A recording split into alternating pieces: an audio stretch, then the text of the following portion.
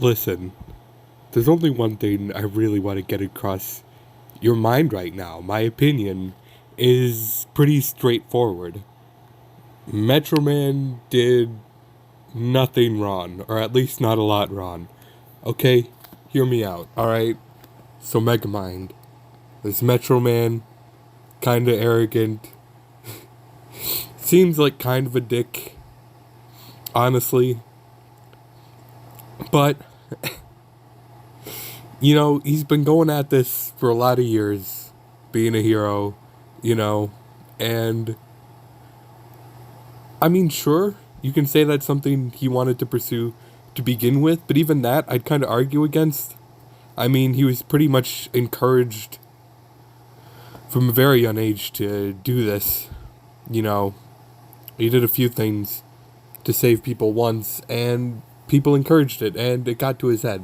Like, yeah, it gets to a lot of people's heads. An ego. And, like, that can be pretty crippling sometimes. You know? Just have your ego so inflated.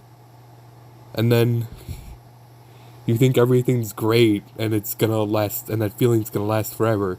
And then you crash, and then suddenly you've been a hero for so many goddamn years. And nothing about it feels new and exciting anymore. And then for the first time, you really start to reflect on what all this means. That's what he was saying in the movie. When they finally found him again after he faked his own death, he was just going through the motions. So he faked his death, And he chose to preserve the mythos, rather than give people the reality, which, honestly, now that I'm saying it, is probably the worst thing he did. So I'll give Metro Man one fault. I guess I have to call this now Metro Man's one fault. But I swear, other than that, Metro Man, he's just like, he's a gifted kid who had those expectations put on him to do great things in the world. And what's fascinating really about his character is that he achieved those goals. And he found himself at the top, and it still wasn't enough. There was still some unfulfillment in his life. And he chose himself. He chose music. And obviously he sucks at that. But that's so beautiful to me. He chose to do what he loved instead of what he was good at. And what everybody wanted him to do.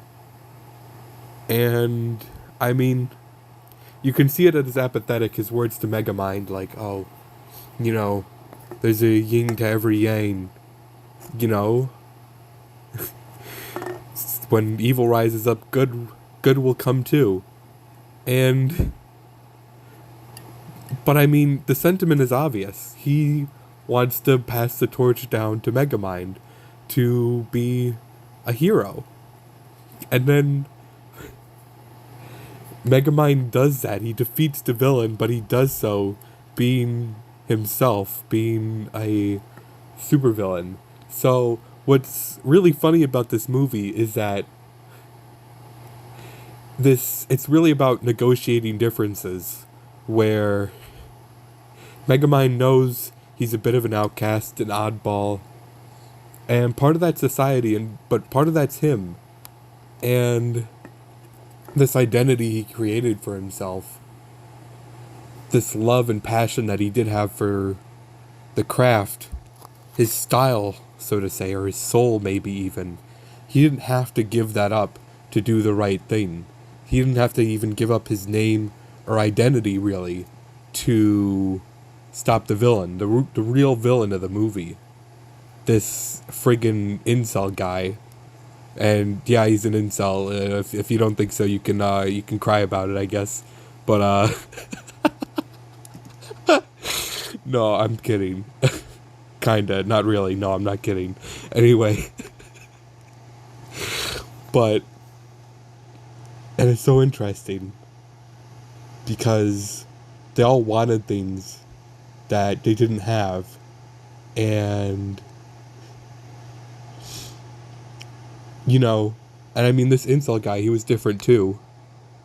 And instead of negotiating his differences, his perception, perhaps, the instead of negotiating with the environment, with society, which did ultimately reject him in some way, I mean, he could have done what they did. He could have followed the path of the heroes of this film and the villains, ironically enough, and try and negotiate these differences anyway. Be a better person.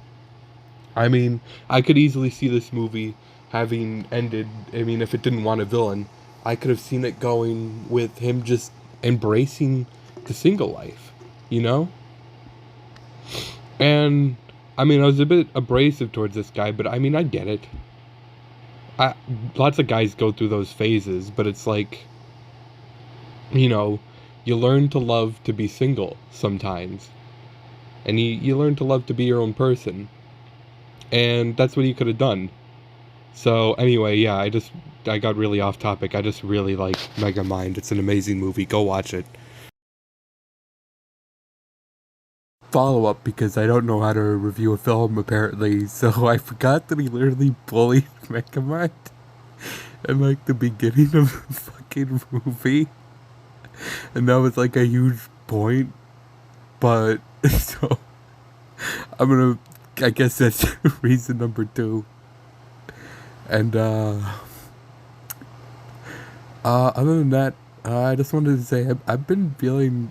It's weird, but I've been feeling kind of inspired by Megamind's weird choice to do music, because I don't feel like I'm very good at this either. But I'm enjoying myself, and I feel kind of alive right now. So I'm just gonna stick with it. I'm gonna do this for me. Goodbye.